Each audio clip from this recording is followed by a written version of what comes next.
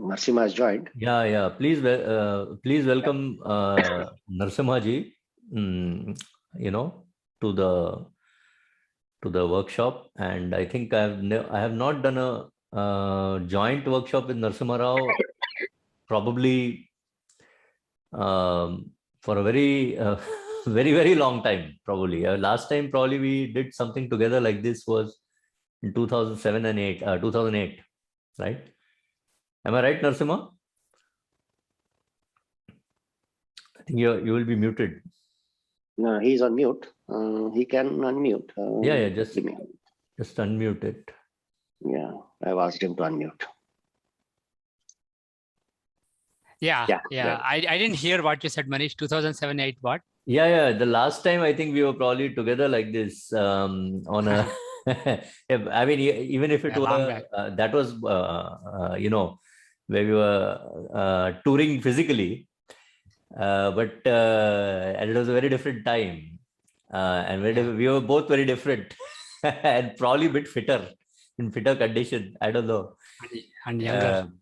It was a very different time, right? After that, I think it's the first time that we have actually come back together in a virtual sense, thanks to the wonders of modern technology. Am I right? Yeah. I think so. Yeah. I was just saying about Shah Rukh Khan's that situation, and I was just saying the way it manifested, and it was just before that Navaratri thing, and that Pitru Paksh sort of thing. And I have seen that happen so many times now, and it's usually when it happens with the children, and so almost certainly that some sort of Pitru Dosh is what I was thinking. And that was the first thing which crossed my mind anyway, because the grahas and all that is a very different, that comes later. But the Pitrus is like that is a deadly thing. And it is a hurricane. It's like a bhuchal which comes into life, Yeah. And it just served as a very good reminder, although it was very bad for them, I suppose, but just a reminder that, that these things should not be neglected. So what I'm going to do, I'm going to start this, I'm going to just start sharing the screen.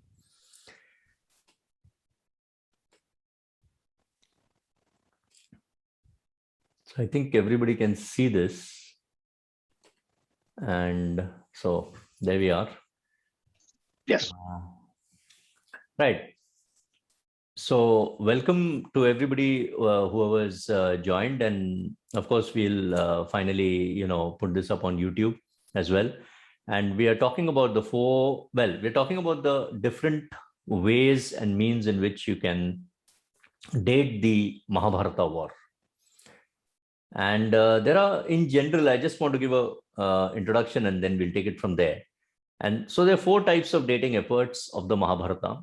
And the first type of date assumes that Krishna departed at sharp Kali Yuga, which is assumed to be at 3102 BCE. And then the war is assumed to occur 36 years before that. And that 36 years is a very loose sort of thing. Some people, so 3139, 3138, 3137, 3136, 3135, 3140, and 3143 BCE all fall in that category. And then there are the dates. The second type of effort is where the dates assuming archaeology, which doesn't allow a date beyond 2.2K BCE. And that is one sort of, idea. Then there's the only triangulation date, I would say, using the position of the slow-moving planets, Saturn and Mars retrogression and Jupiter, and then the eclipses, and then using all the other data which is given in the Mahabharata to actually fit it within the Mahabharata, which is the 3067 BCE date. And then there is a 4th category of date. Actually, the first 3 category of dates are all, to some measure, I would say, at least they fall within some sort of, there's some logic to those dating efforts. And, there is a little bit of variation here and there. But Then there is the dates which fall beyond the farthest acceptable limit, which is calculatable from the astronomy, mathematical, or archaeology, or any other point of view. And the typical date which is there in that category is 5561 BCE, where nothing will fit, but it is a date which is plucked out of the sky, literally, and foisted. And then there is 6K BC, 7K BC, 8K BC. Some people even tell me 10K BC is also acceptable. And I'm afraid that those are all slightly more like the alien, belief sort of, things which are happening in the Mahabharata war dating effort. Now, the other thing I want to just say is that the references which a lot of people quote to say that, to try and prove their thesis about this bonding between Kali Yuga and the Mahabharata war, I just want to take it over here and say that that is not true. So what normally people say, so here is your 5561 BCE date, for example. Here is 3102 BCE. And 36 years before that will be all these sort of, roughly 36 years before that are all these dates, which I've talked about a little while ago.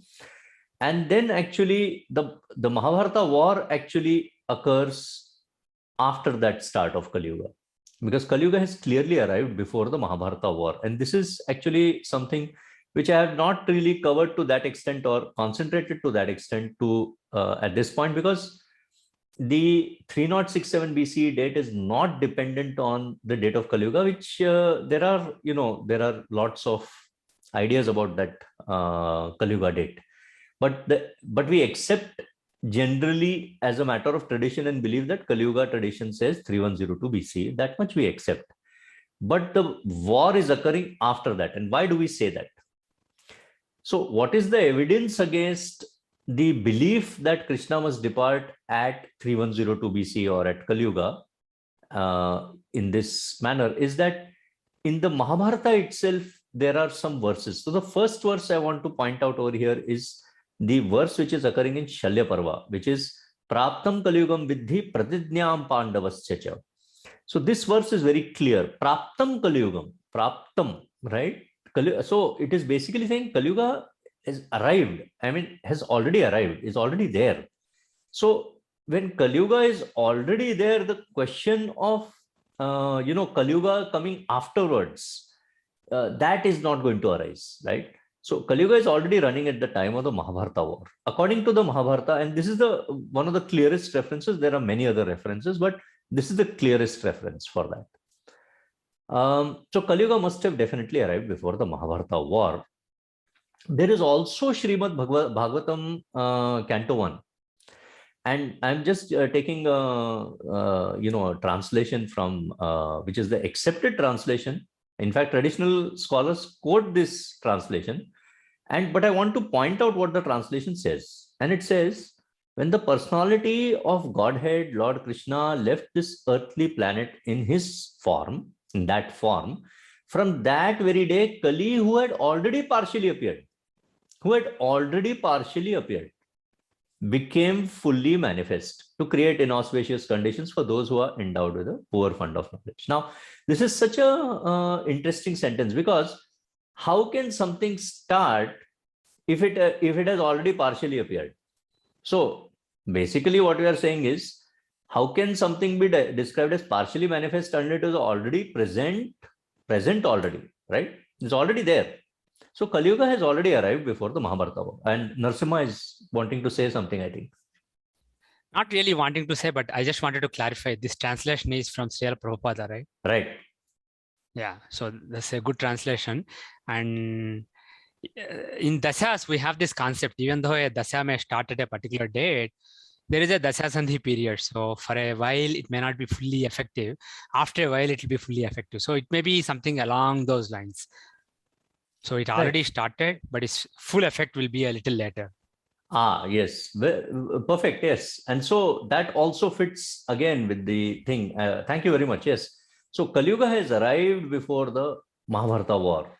I think this becomes more and more clear. In fact, there are other sort of translations which also say very, very similar things.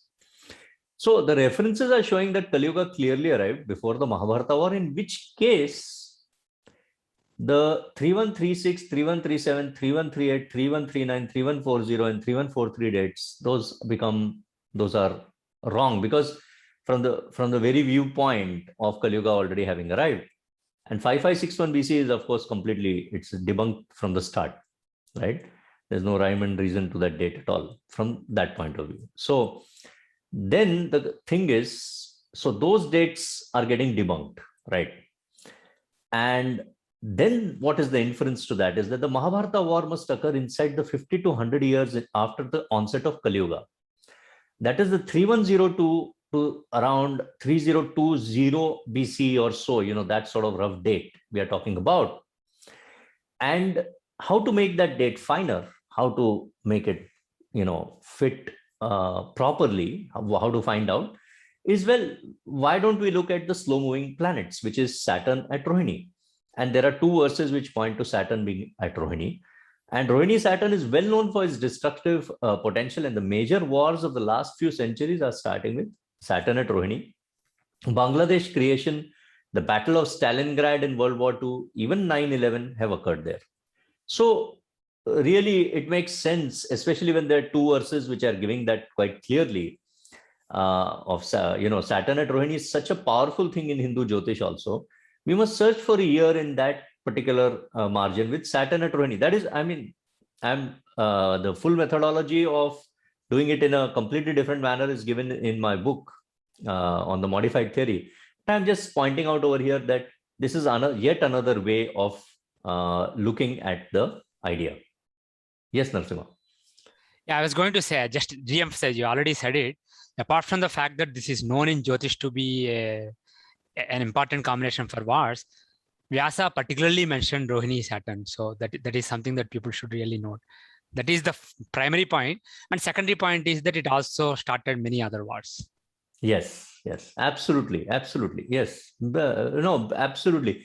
You see, Rohini Saturn is it's a dire situation, right? Absolutely, yes, very good. So we must search for that year. And well, over here, you can look at this particular slide. You can see that, there's Rohini basically.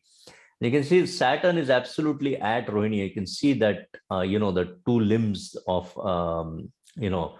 the sort of vein of the cart, which you can see very, very clearly. So that is happening in 3067 BC. So that really lends it a lot of, importance, I think. Now, what about this Arundhati Vashishta? Ya chaisha vishruta rajas trailoke sadhu sammata Arundhati tayapesha Vashishta prishtatakrita. Is it an epoch? That's the question. Well, how can something which is described clearly as a nimitta in verse 16, just 15 verses before this verse 31, occurs another verse, and it is saying clearly that this is just a nimitta. And nimitta does not become, it cannot run for thousands of years. That is an absurdity. So that is one problem. And of course, the problem is that actually, that is something which I haven't clarified earlier, is that Arundhati Alcor is ahead of Vashishta every year in that June to August time frame. Alcor is ahead of Mizar. If we want to take the meaning which is being taken by certain researchers to sort of point this out. So it is ahead. In fact, it is ahead in every year from the 3200 BC mark right up to 1000 BC. So any date in that category will fulfill that particular thing. In every year, it will occur at some point that Arundhati will be ahead of Vashishta, taking the North Pole Star into account. So, and this is quite clear. You can see it over here. You can, if software correlation is what we are looking at, then that is fulfilled in every year anyway. There are many other reasons why this Arundhati Vashishta verse can be interpreted in different ways. That Prishtata Kritaha can be interpreted in a host of different ways. So I won't go into that. But basically, that is not really anything more than a nimitta. So a nimitta cannot run for thousands of years. Right. Now, I'm just putting this slide over here just to show that the 3067 BC theory has got a host of data, and it must all run in a sequence. And that sequence is not necessarily dependent on things like eclipses and things like that. Although eclipses form a small, minute part of that theory. So that is another thing to look at. There's huge number of things, and the mission of peace is not explained in any other theory again other than 3067 BC. Now let's talk settings, and I am going to give the floor over to Narasimha Rao just to talk a little bit about settings of JHora and what settings should be used. So I think that will be a useful thing for him to take forward. Yeah. So Jagannath Hora has a lot of options. Primarily for Siddhanta, there is a Druk Siddhanta option and there is a Surya Siddhanta option. It has recently come to my attention that one Mahabharata astronomy researcher is using Surya Siddhanta as programmed in Jagannath Hora. I think that is really, really silly. I support Surya Siddhanta in Jagannath Hora because some people use it and I just want to entertain them. But really, Parasara Maharshi in Brihat Parasara Hora Shastram clearly recommended that you should use Druk Siddhanta. And there is one thing, if you think that Surya Siddhanta is perfect, there is one question you have to ask. Then why is there Soma Siddhanta? Why is there Pitamaha Siddhanta? Why is there Paulisa Siddhanta? Why is there Vasishtha Siddhanta? Why is there Maha Siddhanta? There are tens of Siddhantas given in classics, and they all use different formulas. So effectively what these are is, what you can conclude is, in different eras, people made observations in the skies where the planets are, and you don't want to keep repeating every day when you need the observations. You make a few observations and you make some piecewise linear or some kind of approximation. So all these formulas given in Surya Siddhanta, Soma Siddhanta, Vasishtha Siddhanta, etc., these are all just approximations. And those approximations are good in the time frame where those models were created, those approximate models were created. That is basically what Siddhantas are. Now, there is a controversy on when Surya Siddhanta was composed. Some believe that it is just a few millennia back. Some believe that it is much before Mahabharata in the 10,000 BCE time frame. But the bottom line is, it doesn't matter irrespective of when it was composed, as long as it wasn't composed at Mahabharata time. If it was not composed by Vyasa, then basically it will deviate from the observations that Vyasa must have made in the 3000 time frame.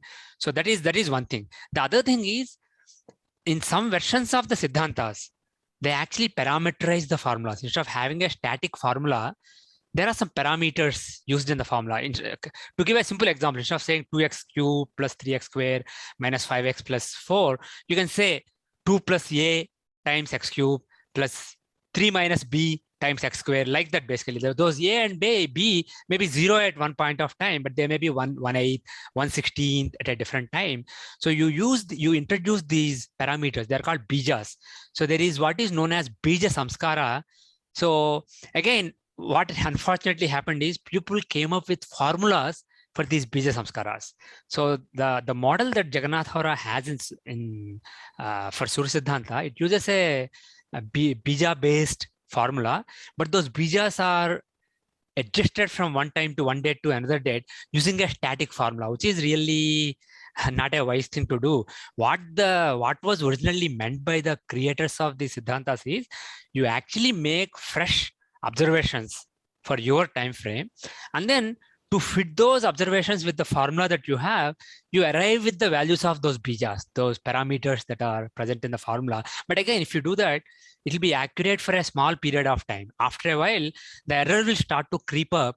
So it is really, unless somebody was actually refining those formulas at Mahabharata time and gave you formulas, there's no point in using those formulas. So I strongly recommend against using the Surya Siddhanta. You should really use the Druk Siddhanta. Now, when it comes to Ainamsya, whether you use Lahiri Ainamsya, Pushyapaksha Ainamsya, there is no proof either way, but I have concluded in my own Jyotish research that Pushyapaksha Ainamsya explains things better. But the thing is, that is something I cannot prove or convince others. But at least as far as Siddhanta is concerned, it is just silly that some people are using Surya Siddhanta as programmed in the Jagannath Hora. And one more small clarification is, it came to my attention that somebody is using the Surya Siddhanta in Jagannath Hora and using the eclipse dates and times computed by Jagannath Hora. And I want to clarify one thing. For Surya Siddhanta, I used a model given by a scholar who believes in Surya Siddhanta, but that model includes only computing the static planetary positions for a given date and time. So for the eclipses, there is a lot more involved calculation required. So I don't calculate eclipse times using Surya Siddhanta, because if you do, it will be highly erroneous. So what I do in Jagannath Hora, even if you choose Surya Siddhanta, if you are finding the eclipse times, eclipse before this date or after this date, if you do that, it will actually, under the hood, it will use the Druk Siddhanta. So you will get accurate times of eclipses, but that's not because you are using Surya Siddhanta. That's because Druk Siddhanta is being used under the hood. That's amazing. You see, because I looked at that and I came to similar sort of a what do you call it, a conclusion, but I could not prove that, that what I was I'm the one who programmed it, so I can conclusively tell you. The eclipses are not computed using Surya Siddhanta formulas. And if I have to do that, it will take a lot of my effort. But if I do that in the end, you will see that they're highly erroneous. Right. Because even planetary positions, the position of moon, if you do Bija Samskara for a particular time, if the formulas are not accurate, but close to accurate at a particular time, then basically after 1,000 years or before 1,000 years, they'll be way off, especially moon longitude will be way off.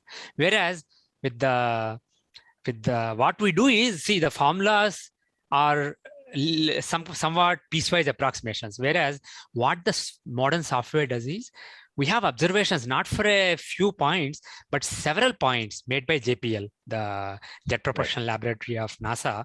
And when you have all those observations, you extrapolate them into future and past, and that you can do with the modern computational power available in the computers. You can do it with a lot of accuracy, and the accuracy, the precision we have for these extrapolations in Jagannath Hora, which uses ephemeris under the hood, is 0.0001 arc seconds. So this is a lot more accurate, because this requires a lot of computations. The advantage of Siddhanta is, because it's a nice formula. You say sine this plus cosine this times cube of this is this, like that. Basically, if you have a simple formula, it's easy to compute. So that is why in the old days, people gave all these various formulas, because it's easy to write it down instead of basically trying to extrapolate based on a huge database into the past using a lot of heavy computations. If you just have a formula for any given date and time, you can quickly find approximate formulas. And if you are in the same era, if you are within a few tens of years or so, it'll be pretty accurate. The error probably in the Siddhanta is still fraction of a degree, so fraction of a minute or so. So that is acceptable for most purposes. But unfortunately, if people are using Siddhantas formulated in one era to a different era, thousands of years apart, that is absolutely nonsensical. It is really silly. Well, that was very, very useful. That was very, very useful. I think it's highly important that, that came to light, because if that had not come to light, then I think people would have labored under misconception for a lot more time. In fact, I want to just point out, I'm just going to share my screen again, and I'm going to actually show what exactly happens when that Drik Siddhanta versus Surya Siddhanta, what actually happens to the error. So I'm just going to do that. Right. And for example, for just 100 years ago, because there are a lot of astrologers over here who are using these software. So the Drik Siddhanta, which is, 100 years ago, it will be observed even. I mean, so that Mercury is 24 degrees 6, for example, you can see over here in retrogression. But over here, you can see it is 18 degrees. It's already gone 6 degrees off in Surya Siddhanta setting. So, that is the sort of error which we are talking about, and it is catastrophic. Yeah, and even moon, if you go back to that slide, you can see that moon is way off. Right. Yeah, moon is like 3 degrees apart. Already. So yeah, when the nakshatras change, all these things, tithi, nakshatra, they all will vary. So, and eclipse calculation will be way off. Right. And in fact, I went back, for example, I went back 1,000 years. And at 1,000 years, it is starting to really cause problems. I mean, although the moon's position is still 3 degrees off, but now the sun's position is 3 degrees off as well, 2.5 degrees off. And Mercury's position is, of course, whatever it is. But Venus, for example, is 7 degrees or 8 degrees off. Mars is way off. I mean, Mars is like in one place you can see it's 24 degrees Libra, 47. Other places 1 degree Scorpio. So massive differences, And at 2 BCE, then Saturn is off by 17 degrees at that point. So that's more than a year and something off.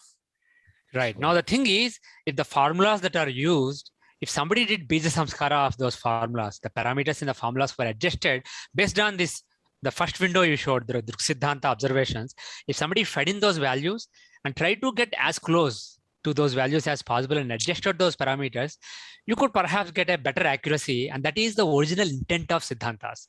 You basically adjust the parameters for your era, but that's not what people are doing. People just have a static formula for adjusting the parameters instead of making fresh observations and retuning the parameters. That's not what people do. And that's not what Jagannath Hora does.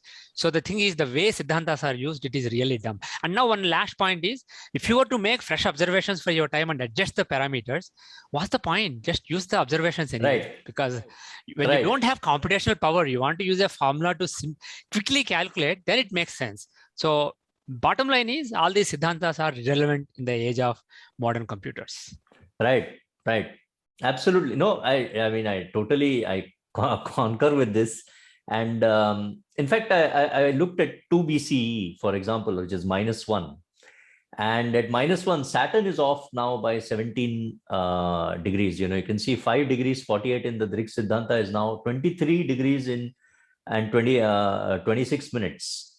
And Venus, for example, 6 degrees Virgo has now gone to 17 degrees Virgo, right? So that is the problem. The error really starts to creep up. Whereas whereas when we are talking about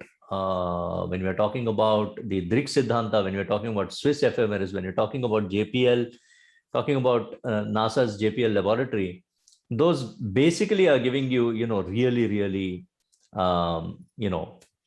very accurate, very accurate results.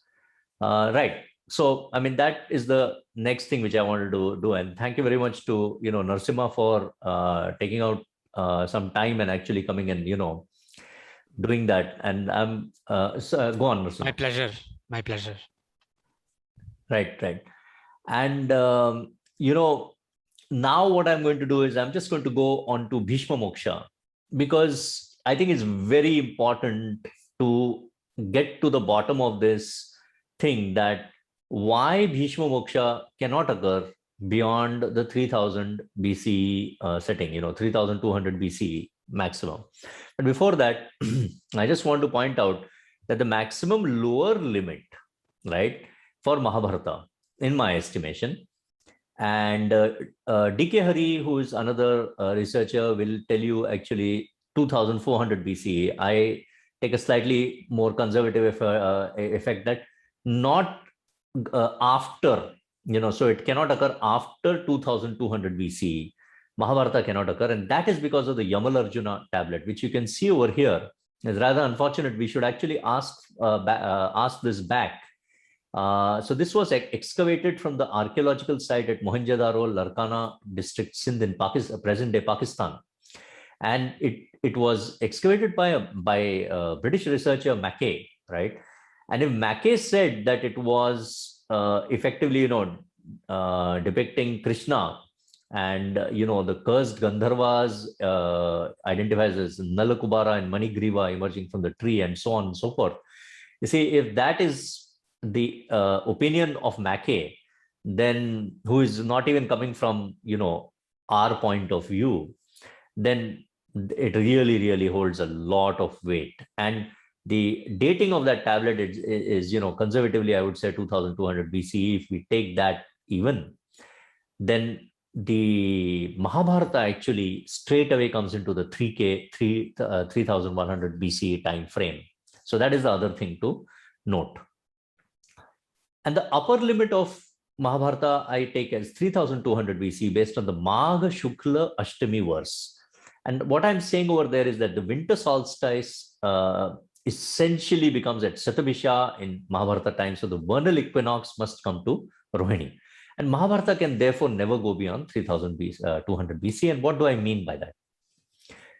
There are two verses actually in the Mahabharata which are pointing at this Magha Masa. And what are those two verses? So the first one, I want to go to Gita Press, which is Shukla Pakshasya Chashtamya Magha Masasya Parthiva Prajavatte Chanakshatre Madhyam Prapte Divakare. Right? This is from Gita Press and chapter 47, verse 3, I believe. This is. And what does it say? Prajavatte Nakshatre is Rohini, Shukla Pakshasya Chashtamyam. Right? So Shukla Paksha and Ashtami of Magha Masa and Rohini Nakshatra, and when Madhyam Prapte Divagare, so the sun must be in the sort of roughly overhead. If we take it as that, that is the time of Bhishma Moksha. But it is mentioning Magha Masa at around about midday. And that causes a really important sort of thing to happen, which I've just pointed out, that the vernal equinox therefore must be at Rohini.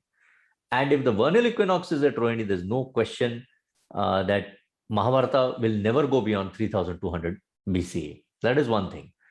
Now, can I produce any other evidence saying it is Magha Masa and Shukla Paksha and Ashtami Tithi and not Krishna Paksha or some other Tithi? That is also important. And what is that evidence? From the Mahabharata critical edition, also, I am giving you a verse. Maghoyam samanu prapto, again prapto, remember. Masa punyo yudhishthiraha Tribhaga Shesha Pakshoyam Shuklo Bahitur Marhati. So, Magha Mas that has arrived of great Punya, Tribhaga Shesha of the Masa. So, 3/4 of the Masa, if you consider. So, 7 Tithis have elapsed, the 8th Tithi is on, and the Shukla Paksha is on, and therefore it must be the Ashtami Tithi. Now, here the Nakshatra is not specifically given. Nakshatra, Rohini Nakshatra is given in the other verse. But we still have Shukla Paksha Ashtami of Magha Masa over here. And that is again important. So basically Mahabharata never crosses that 3200 BCE barrier and beyond that. That is impossible. The vernal equinox will shift, because if you look over here, I mean, you can open this in Cyber Sky, you can actually see, because of the precession of the equinoxes, the Magha Masa 3200 BCE will always be at this Aldebaran. This vernal equinox will not shift beyond that. If it shifts beyond that, which is what has happened in the other, dating efforts, then it is going to be a real problem. So, for example, if that sun, for example, comes somewhere over here, right, in Pisces, in the end of Pisces, in Revati Nakshatra, then this particular point will shift way beyond, right, which is an impossibility. Because then there's no question, it can never be Magha Masa, but the text is saying Magha Masa. So we are either talking about Vyasa's Mahabharata, which we are talking about, or we are talking about, or other people are then talking about their own Mahabharata, making up their own Mahabharata, which we don't want to do, right?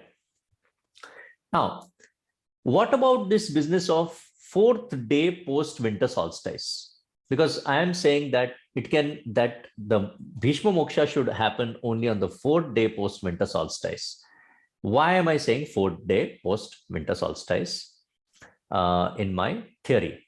And there is a particular verse over there, which is verse 6 of Anushasan Parva of chapter 153. And what does that verse say? Sa nirriyo Gajapura Dyajike Parivaritaha Drishtva Nivrittamaadityam Pravrittam Chottarayanam. Now, this is a very important verse. Yudhishthira, Drishtva Nivrittam Adityam, right? This is a very, very important clue which has been given over here. To my mind, I mean, because this came to me as a flash, and I had also not looked at this particular verse in this detail. And I have yet to find anybody else who has looked at it like that. All I'm saying is the verse is actually very clear in pointing out a particular phenomenon which is occurring. And look at what the verse is saying, that Yudhishthira sa niryo Gajapurat. So he left Gajapura, Hastinapura, Yajake Parivaritaha, so with all the Purohitas, Drishtva, he observed, Nivrittam Adityam. Now, when we say Aditya was Nivritta, Aditya was released from what? You see? And here is where the system, the science has left us a clue, right? And what is that clue? You see, solstice stands for a phenomenon where the sun is appearing to stand still for 3 days. That is the sol sistera, the Latin term. That is where the solstice is coming from. So, Drishtva Nivrittam Adityam, the sun was released from the Sthamban of 3 days. You see, Drishtva Nivrittam Adityam, the sun was released, it appeared to move. Pravrittam Chottarayanam, it appeared to move. You see, northwards. So he observed it with the eye. Now, note also here, he's not saying he put a gnomon in the ground or somebody has put a gnomon in the ground and that's how he has observed it. He saw the sun being released. You see, the sun is explicitly mentioned over there. Narasimha. Yeah, I was just going to say the word nivritta can also mean turning back, basically. Right. Finishing a circle and turning back. Right. It comes from the word vritta, which is circle. So like circle, you basically go like this and then you turn back. After a while, you turn back. Right. So it's basically one of the dictionary meanings of nivritta. Nivritta is turning back, retreating. So going to some point and then coming back. And that's exactly what happens. Right. Right. Absolutely. Absolutely.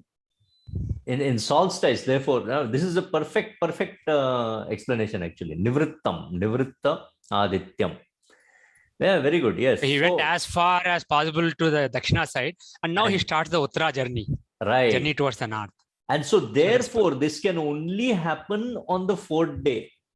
You see, that is the whole point. You see, because science tells us, even today, you have got researchers who are, astronomers and other researchers who go and wait at Stonehenge and other places where these sort of observations used to be made. And they are all made, you see, it's that 3 days where it stops and the 4th day where it actually is seen to move, you see, in a different direction. And that is really the whole point. So that Drishtva Nivrittam Adityam Pravrittam Chottarayanam can only occur on the 4th day. It cannot occur before and it cannot occur after. So that observation which we have, Shukla Pakshasya Chashtamyam Magha Masasya Parthavava Prajapate Cha Nakshatre Madhyam Prapte Divakare can only occur on the 4th day, which makes it really, really stringent, very stringent criteria, you see, for Bhishma Moksha. And now the question is, can we prove in this 3066 BCE, which is January 14 minus 3065, because remember, the 0 year does not occur in the software. So you've got the, it basically does not occur in AC and BC settings. So you've got basically minus 30665 over here in the software. And I'll show you 3066 BCE also in the Cyber Sky.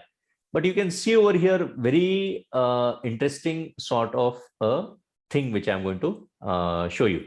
So January 14th is the winter solstice, right? And that winter solstice, you can very clearly see that the moon is, this is already at Ashwini, right? And now I'm going to show you 17-1-3066 BCE. And over here, you can actually see. So 1 second, what I will do is, if I can, right.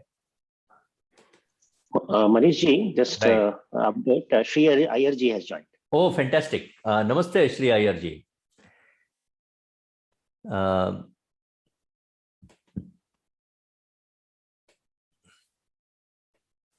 I think he must be on mute, but we can unmute him. Yeah, so I mean, I'm just going to show over here this particular thing because for some reason the windows otherwise are not but 1 second, let me, maybe I'll be able to do it.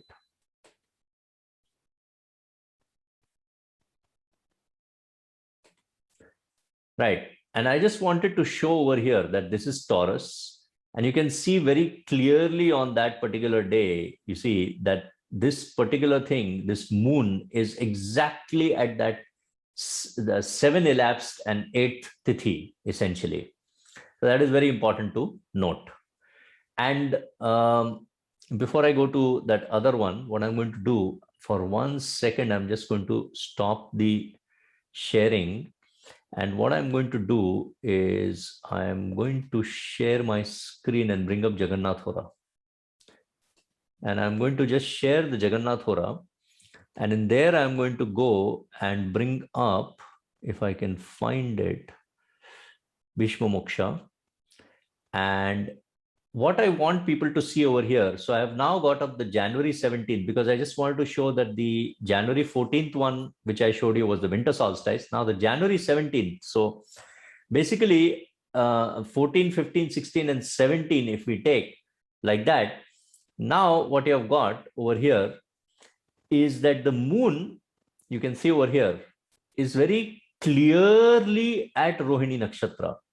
And it is, 4 degrees into Rohini Nakshatra, quite clearly. And not just that, you got a Shukla Ashtami, which is starting. And the Shukla Ashtami over here, I'm showing you 14:20. So the sun is still overhead, right? And it is very, very clearly over here in this particular, in Rohini Nakshatra. And so it is a Shukla Ashtami so clearly, right? So it's a very, very, very perfect corroboration of Bhishma Moksha, which we are trying to show. Yes, Narasimha. Yeah, I was going to say it may be useful to tell people, if they're using Jagannath Hora to recreate these, to use the Julian calendar instead of Gregorian calendar. Right. So using Julian calendar, and because there's no 0 BCE, 3067 BCE becomes minus 3065 like you did. But Julian is important, otherwise you won't match this. Yeah. Thank you. Yes. So 3067 BC becomes minus 3066, but Bhishma Moksha is occurring after that winter solstice sort of point. So you're going into the next year after that, actually. So that is why it is showing it the way it is. But what I'm also going to do is I'm just going to share the Cyber Sky, if I can find it. And I'm just going to bring up that. And here, actually, I've already loaded it on 17/1/3066. You can see BCE, right?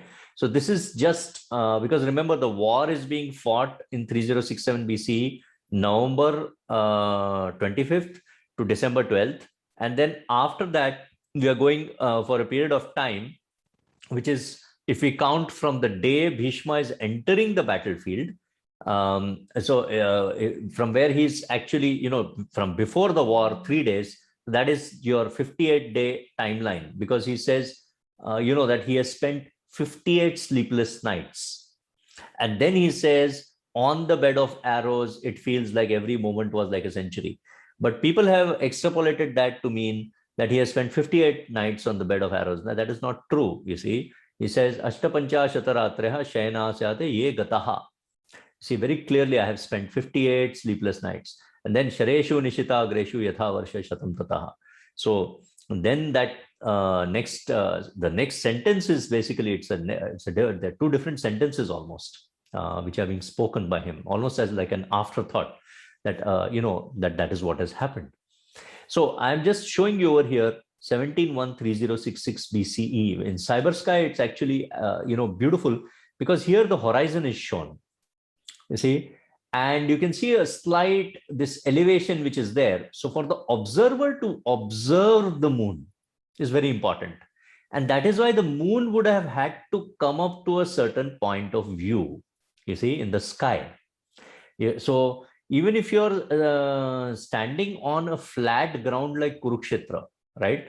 Moon has to actually come up to some point, you see, where you can actually see it. And I think that is what has happened, that this particular thing has already been seen by Yudhishthir even earlier. And the sun has already been seen by Yudhishthir earlier, and he has set out. And in that particular time, the moon would have come up a little bit further. But it is it is, you can see it so clearly that this moon is, which I already showed you, is a Rohini Nakshatra moon of Ashtami phase. And that is that verse which is being clearly spoken about in the text of the Mahabharata. So I'll just stop that share, and I will again go back to my my Mahabharata PowerPoint, right. So I'm just going to try and resume the slideshow, right. And so I have already spoken about the verse Sa Niriyo Gajapura Dajike Parivarataha Drishta Nivrittamaadityam Pravrittam Achotarayanam, and we have discussed over here why that verse applies to that fourth day after the winter solstice. Now you can say, end of the third day if you like. So that is one thing. And Shukla Pakshasya Chashtamya Maghamasasya Parthiva Prajapatye cha Nakshatre Madhyam Prapte Divagari. We have explained that verse. And we have explained Maghoyam Samanuprato Masa Punya Yudhishthira Tribhaga Shesha Pakshoyam Shuklo Bahitur Marhati. Explained all the three verses now, right?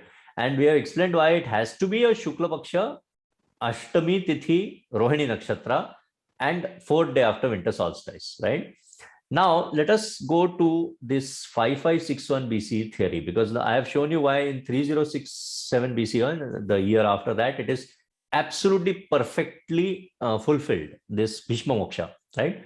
Now see, the date which has been given by the researcher in question for Bhishma Moksha, Bhishma Nirvana, he calls it, for their theory is January 31, 5560 BC, which is minus 5559 in the software. And you can quite clearly see now, first thing you'll see, I just want to point out over here, see, this is a Krishna Paksha. This is not a Shukla Paksha. This is a Krishna Tritiya. That is the first problem.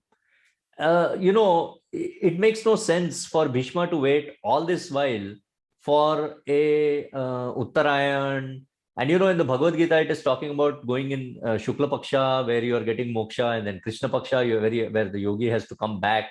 So why would Bhishma wait for all that while for all this thing if he was anyway going to live in a Krishna Paksha? And the verses are saying that he's living in a Shukla Paksha. Shukla Pakshasya Chashtamya Maghamasasya Parthiva, right? Or Maghoyam Samanuprato Masa Punya Yudhishthira Tribhaga Shesha Paksham Shuklo Bahitur Marhati. So the question of living on a Krishna Tritiya does not arise, right? And the problem is that the moon is no longer, moon is not at Rohini. Now the moon is way away. It is in Vishakha Nakshatra. So this is a complete debunking actually of Bhishma Moksha, which in fact actually debunks the whole theory of 5561 BC just completely. It completely finishes it off. So Bhishma Moksha is now gone, and we have proved Bhishma Moksha perfectly. By the way, this is the day of winter solstice in that theory, which again is wrong. It cannot be, it has to be the fourth day after. But at the moment I have, I have left that for the moment. But what I'm trying to say is that it is Krishna Paksha in this theory, and the moon is at Vishakha, and it is, Krishna Tritiya. I mean, everything is off, right? So it is completely wrong, right? And by the way, it is not even, I don't think it is even Falgun Masa. I think it's gone to Chaitra or something like that. It's an impossibility because the sun, which I just showed you a little while ago, the sun is actually at Revati in Pisces. It is like 3 nakshatras away. It is not a Shatavisha, Purva Bhadrapada, Uttara Bhadrapada, and then into Revati. Not even like start of Revati, it is properly into Revati. So this is an impossible thing, right? So this is a wrong by 2 millennia, 2.5 millennia.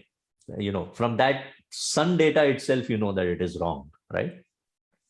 And that is what we are showing over here.